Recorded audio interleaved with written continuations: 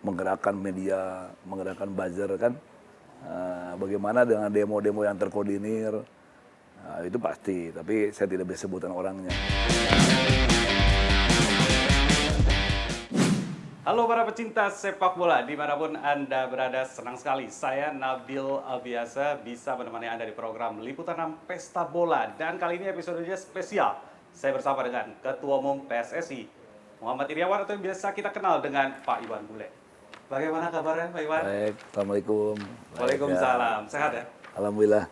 Oke, saya tidak berdua tentunya. Sudah ada juga, ini wartawan senior dari bola.com.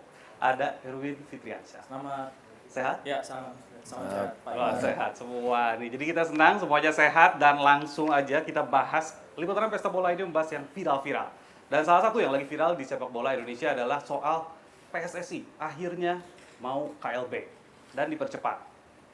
Langsung aja saya tanya sama Pak Ketum, gimana? Ya, terima kasih. Apa alasannya PSSI akhirnya mempercepat KLB? Ya, terima kasih. Pada tanggal 28 Oktober kita melakukan rapat meeting XO semuanya ya di PSSI. Meeting, jadi seluruh XO melakukan meeting di sana. Kita berdiskusi panjang lebar berkaitan situasi yang ada. Gitu.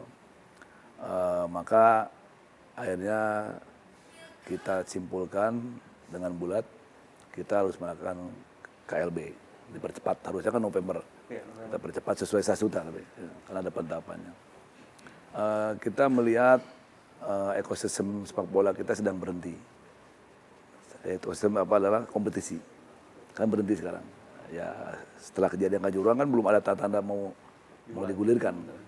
Tentunya ini adalah marwah sepak bola, di mana di dalam ekosistem tersebut mungkin ratusan ribu orang menggantungkan makannya di sana. Ya mulai dari pemain, pelatih, ofisial, wasit, karyawan, kemudian termasuk UMKM di sana ada. Jadi kita memikirkan bagaimana itu bisa jalan kembali karena bergantung cukup banyak. Ekosistem itu apa, seperti liga main, tidur di hotel, hotel dibayar, bayar karyawan, makan bayar tukang masak beli bahan-bahan dari pasar lain sebagainya, itu kok ekosistem semua hidup gitu. Ini kalau terlalu lama liga tidak bergulir, maka akan terlalu banyak orang yang susah karena mengantung hidup dalam sepak bola ya. Jadi kita fokusnya ke sana, sehingga kita merekomendasi TGIPF itu kita merespon. Ada rekomendasi, salah satunya dari semua rekomendasi yang ada, kita satu aja ya, bahwa pemerintah tidak akan mengizinkan liga bergulir kalau belum KLB. Maka kita daripada nanti kompetisi tidak jalan karena tidak KLB, maka kita mengalah. Kita memutuskan KLB demi kepentingan lebih besar, yaitu ekosistem sepak bola harus jalan, di mana ada di kompetisi. Kan gitu. Itu ekosistem ya. Ya. Jadi yang pertama itu. Yang kedua, meskipun baru ada 2 pemilik suara atau voter yang mengajukan KLB, yaitu Solo dan Surabaya, kita khawatir nanti terjadi gesekan di lapangan karena ada pro kontra nanti. Nanti dari puter kita kan 80 sekian ya. Khawatir nanti yang mendukung dan tidak ada gesekan secara psikologis atau mungkin fisik, saya tidak mau itu terjadi. Lebih baik kita KLB. Dengan demikian sudah yakin kan, sudah jelas bakal KLB, jadi tidak lagi permasalahan di lapangan gitu. Kan khawatir, katakanlah ada yang menyegel kantor Asprop, contoh lah gitu. Nanti ada yang menyegel, ada yang tidak mau disegel, kan gitu. Khawatir nanti terjadi benturan kan, benturan psikologis maupun fisik, saya tidak mau itu terjadi. Jadi dengan saya mengumumkan KLB, kita harap tensi di lapangan tuh akan lebih soft, tidak gaduh dan menurun. Banyak yang menyebutkan ada tekanan lah. Saya juga entah dari mana, apakah dari pemerintah atau dari mana, ada tekanan bahwa akhirnya KLB harus diputuskan. Benar nggak itu? Saya rasa tekanan bukan dari pemerintah ya. Tekanan kelompok orang tertentu yang memang menginginkan hal ini terjadi. Nah itu benar? Pasti. Bagaimana secara sistematis dia menggerakkan media, menggerakkan buzzer kan. Bagaimana dengan demo-demo yang terkoordinir, itu pasti. Tapi saya tidak bisa sebutkan orangnya. Adalah mungkin ingin jadi ketua umum tapi mau cepat-cepat ya, tunggulah sabar. Berarti motifnya adalah ingin merebut Kemungkinan ketua ya, umum ya. kalau pemerintah tidak ada. Pembuktian ya masih agak panjang, tapi kita sudah melihat disinyalir itu Sudah ada. mencium bau-bau. Ya adalah. Nggak mungkin lah ada pergerakan media yang luar biasa masif, kemudian ada demo-demo yang terkoordinir kan, nggak mungkin kalau nggak ada sekelompok kekuatan atau perorangan yang melakukan itu kan. Gitu. Oke. Saya ke Bang Erwin. Ya. Bang Erwin, KLB akhirnya PSSI. Tanggapannya gimana? Apakah ini adalah salah satu keputusan yang tepat untuk kemajuan sepak bola atau seperti apa? Kalau seperti kata Pak Ketum tadi, kalau nggak KLB kompetisi nggak jalan, ya KLB memang jadi salah satu solusi cepat ya. Karena memang harus diakui kalau kompetisi nggak jalan tuh kan dampaknya besar sekali gitu, yang rugi banyak sekali gitu. Dan yang merasakan hal itu kasihan, bukan cuma orang-orang yang punya banyak uang, yang nggak punya banyak uang, pedagang kecil-kecil segala macam itu merasakan dampaknya kalau kompetisi nggak jalan, karena begitu banyaknya ekosistem yang disebutkan sama Pak Ketua Umum tadi gitu. Tapi kalau dipikir secara secara jangka panjang gitu, oke kalau KLB terus kan ada keinginan dari orang-orang yang mungkin menginginkan perubahan setelah PSSI dinilai kok selama ini dikuasai atau diisi oleh orang-orang yang itu saja gitu kan ya. Ketua umum boleh berganti gitu, tapi orang-orang di dalamnya, di sekitarnya itu mungkin orangnya itu-itu saja gitu. Nah kalau orang-orangnya yang ada di dalam PSSI itu aja, apakah KLB itu akan ada pengaruhnya? Kalau orangnya nggak ganti gitu secara keseluruhan gitu ya. Ketua umumnya ganti, tapi kalau di dalamnya nggak berubah, apakah akan ada perubahan gitu kan, itu yang menjadi pertanyaan sebetulnya. Tapi kalau untuk solusi jangka panjang, kompetisi berjalan dan seperti yang disebut Pak Ketum, KLB akan dilakukan, tapi kompetisi jalan dong gitu. Nah ini solusi yang masuk akal dalam jangka pendek. Berarti untuk jalannya kompetisi itu adalah salah satu hal yang baik. Iya. Tapi di tubuh PSSI sendiri berarti ini masih harus ada kayak jadi tanda tanya ya. Apakah kalau misalnya memang tidak berubah ya sama aja berarti kan? Karena kan KLB sendiri diinginkan oleh salah satunya TGIPF adalah untuk perubahan di PSSI kan. Iya. Nah berarti kalau misalnya tidak berubah di dalamnya, hanya ketum yang mundur misalnya atau waketumnya, tapi isinya tidak berubah sama aja berarti ya. Berarti itu yang harus menjadi ini ya, jadi PR juga Iya, PSSI sekarang kan sendiri. kembali ke voters itu. Voters juga harus, kalau misalnya voters ini cerdas dan peduli dengan sepak bola Indonesia gitu ya, memilih Exco. Ketum ini kan termasuk dalam jajaran Exco. Iya.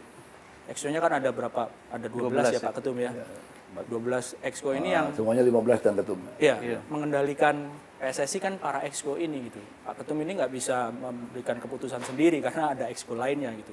Jadi yang penting juga adalah bukan cuma ketumnya aja yang ganti. Maksudnya yang kalau mau berubah gitu ya. Kalau orangnya misalnya tetap ya keputusannya, sikapnya yang lalu-lalu yang nggak bagus ya diubah gitu. Solusinya seperti itu. Jadi kembali lagi ke voters, karena kan yang milih Exco itu kan voters, termasuk ketum ya. Yang memilih ketum voters. Voters. Tapi sejauh ini Pak Iwan, ini saya pernah mendengar kemarin di beberapa artikel bahwa seluruh Exco menyatakan untuk mundur. Itu disampaikan juga waktu pas Ya, saat nanti rapat. kan dalam KLB penjaringan calon ketua dan Exco itu kan sudah dilakukan. Mereka sudah menyatakan, ya nanti ada pergantian kan, kita tunggu aja mekanisme itu kan gitu. Ya, kalau mundur itu kan tidak bisa kita ninggal organisasi yang besar tiba-tiba kita pulang gitu ke rumah, nggak bisa dong. Gimana nanti situasinya? Dan mundur itu menurut saya ya tidak menjadikan masalah kan. Justru karena dengan saya mempersiapkan transformasi sepak bola itu kan menjawab yang terjadi ini. Semoga tata kelola sepak bola itu bagus, dengan FIFA datang, kita merespon, membuat task force itu. Jadi meresponnya itu kalau mundur pulang itu kesian, organisasi ini besar kan, nggak tanggung jawab menurut saya gitu. Jadi kita selesaikan nanti ya mekanisme dalam KLB silakan nanti. Ada pemimpin yang baru, expo yang baru kan gitu. Selama menjabat saat ini, apa kira-kira yang masih menjadi PR di dalam tubuh PSSI? Kalau dibilangkan tadi Bang Erwin katakan kalau orang-orang lama ya sama aja nggak ada perubahan. Nah kalau bagi Pak Ketum sendiri, apa kira-kira PR di dalam PSSI? Cukup banyak ya, tata kelola, kemudian tempat di mana Pak bertanding, stadion itu kan masih jauh dari kekurangan. Kita kan tidak mampu untuk memperbaiki itu karena itu cukup besar biayanya. Itu pun menjadi sorotan kita yang sekarang FIFA melakukan pendampingan, gitu. Termasuk safety and security. Harus ada sinkronisasi adalah keamanan dari aturan FIFA dengan protap yang dibuat oleh kepolisian. Itu harus kita inginkan seperti di Eropa kan, di mana posisi aparat keamanan, di mana steward dan sebagainya. Nah itu nanti kita mudah-mudahan dengan transformasi ini akan mengarah ke sana karena transformasi sepak bola yang diarahkan FIFA itu mencakup tata kelola, manajemen, kemudian safety and security, kemudian stadion, kemudian supporter juga. Kita ingin supporter nanti itu seperti di Eropa lah, nggak pernah turun ke lapangan hijau kan gitu, meskipun nggak dipagar. Nah itu ada edukasi yang khusus, yang itu menjadi PR buat kita ke depan. Semoga dengan kejadian yang amat sangat mahal, kejuaraan yang tidak kita inginkan, insya Allah sepak bola kita dengan transformasi sepak bola menjadi lebih baik, lebih maju, lebih bagus. Setuju Bang Erwin? Setuju. Sebagian dari yang dipaparkan Pak Ketum. Apa yang belum setuju? Iya, tata kelola kompetisi mungkin kurang detail mungkin ya kalau Pak Ketum ya. Iya. Menjelaskannya secara general global sih gitu ya, ya. Pak. Karena ada yang lainnya kan. Iya, tapi kalau menurut saya yang paling penting adalah sekarang kalau PSSI itu yang paling kelihatan hasil kerjanya apa sih yang dilihat sama masyarakat, prestasi timnas. Itu yang paling gampang dilihat itu. Paling mudah dilihat, disorot gitu. Begitu timnasnya jelek, pasti PSSI-nya juga dihujat gitu kan. Tapi sekarang kalau bagus timnasnya bagus ya. Sekarang timnasnya bagus ya. PSSI-nya juga akhirnya juga dipuji. Jadi prestasi timnas itu adalah tolok ukur yang paling gampang dilihat untuk melihat bagaimana PSSI bekerja gitu kan ya. Tapi yang harus diingat adalah timnas ini kan kumpulan dari pemain yang ada di kompetisi, yang di liga. Di liga ya. Yang di klub ya. Tata kelola kompetisi adalah hal berikutnya yang harus jadi PR besar gitu ya. Meskipun timnasnya sedang bagus tapi ada juga PR di tata kelola kompetisi. Lalu pemain klub ini dari mana sih? Dari pembinaan. Pembinaannya dari mana? Dari pemain-pemain yang ada di grassroots, SSB. Nah ini yang harus menjadi PR, memang jadi PR gitu. Yang di bawah ini kan nggak dilirik sama sponsor biasanya gitu. Tapi justru yang paling penting, hal yang paling penting tapi nggak terlalu banyak dilirik oleh sponsor. Kalau nggak ada pemain-pemain dari bawah ini, timnasnya dari mana pemainnya? Kan itu yang jadi PR besar selama ini. Jadi timnasnya ke bawah, tata kelola kompetisi, pemainnya dari mana? Dari grassroots. Nah ini yang harus paling tidak salah satu atau salah dua, salah tiga dari pekerjaan yang harus dikerjakan Pak Ketum dan PSSI gitu kan. Oke, timnas menjadi salah satu tolak ukur. Nah, terus saat didesak untuk mundur Pak Ketum, ada yang membela dari Asnawi salah satunya pemain timnas. Terus juga Sintayong yang katanya saya juga akan mundur kalau Pak Ketum mundur. Nah, sekarang KLB dipercepat. Tentu yang khawatir adalah kalau misalnya Coach Sintayong akhirnya ikut mundur. Ya kan, jadi timnas akhirnya dari nol lagi. Nah ini gimana? Apakah sudah ada komunikasi? Saya juga ingin bertanya soal apakah aman nih Coach Sintayong? Saya mungkin merespon pernyataan Mas. Boleh. Memang saya mau bilang timnas, tapi nggak enak mau jelaskan. Timnas ini kalau saya yang ngomong timnas bagus, ya lu ketua umum. Salah satu Berarti saya benar Pak ya. Ya, makasih. Timnas itu bagus bukan ketua umum. Itu kerjasama semua. Sekarang ini senior sudah lolos kualifikasi Piala Asia. Mungkin berapa tahun? 27 tahun atau 23 tahun, kurang lebih lah.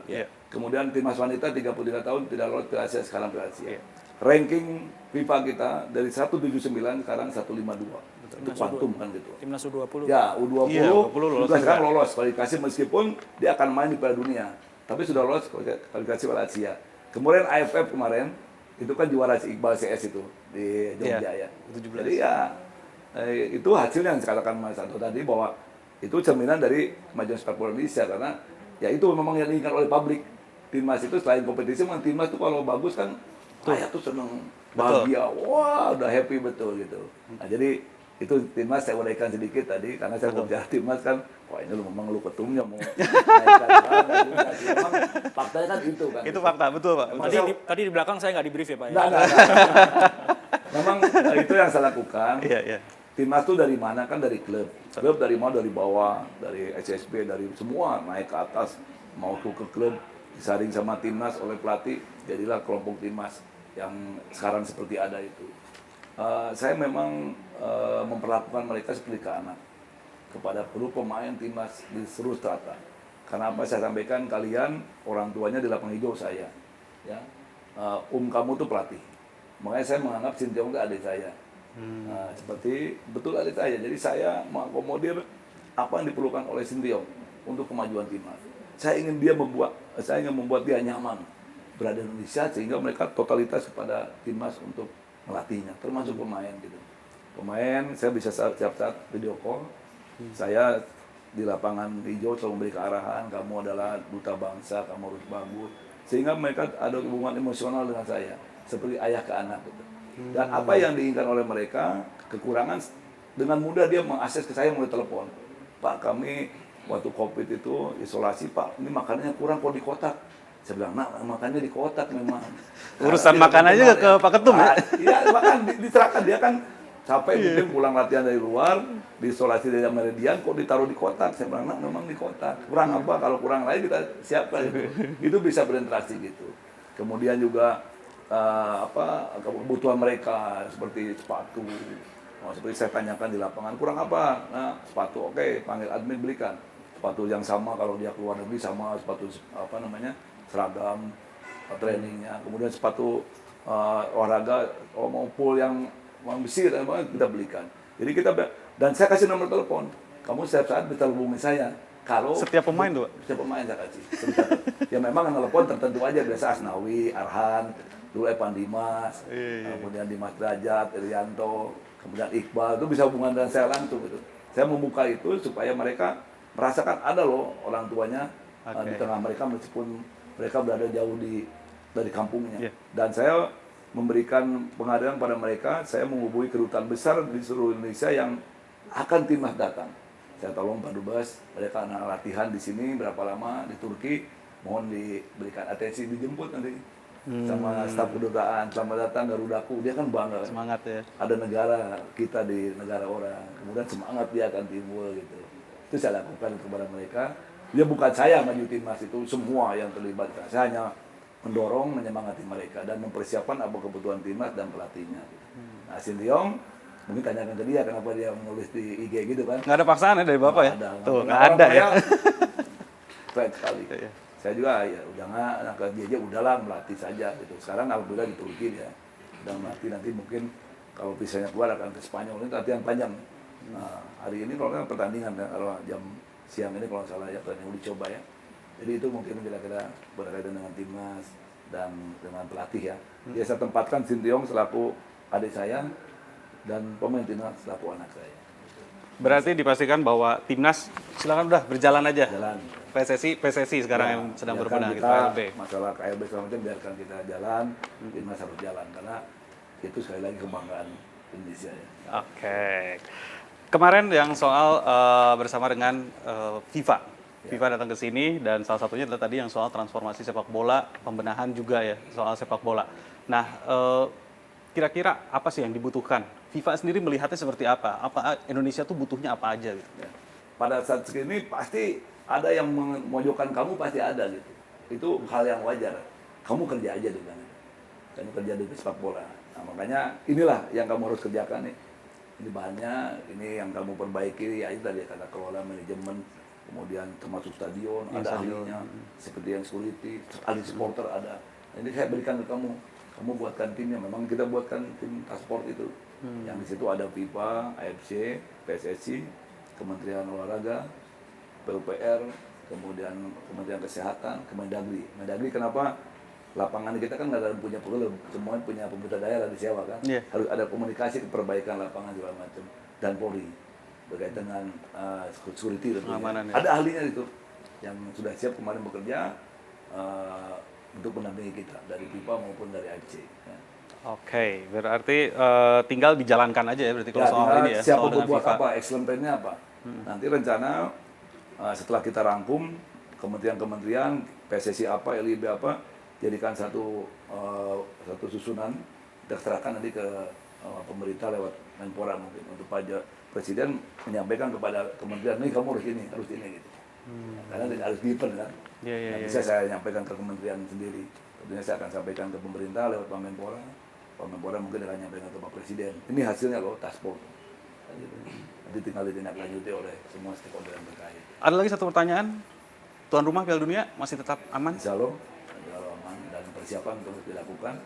Nah, kalau urusan penyelenggaraan venue kan pemerintah yang melakukan pendampingan pada kita 6 venue yang sudah disiapkan Jakabaring, kemudian GBK sudah dilihat oleh Pak Presiden Biba kemarin. Iya. Cukup cukup kagum dengan kebesaran stadion yang luar biasa ya. Kemudian nanti di Bandung, kemudian di Solo Manahan, kemudian Bung Tomo Surabaya, dan di Bali Pandita sedang dalam pembenahan sekarang untuk menyambut Piala Dunia. Untuk prestasinya sekarang mereka sedang latihan di Turki.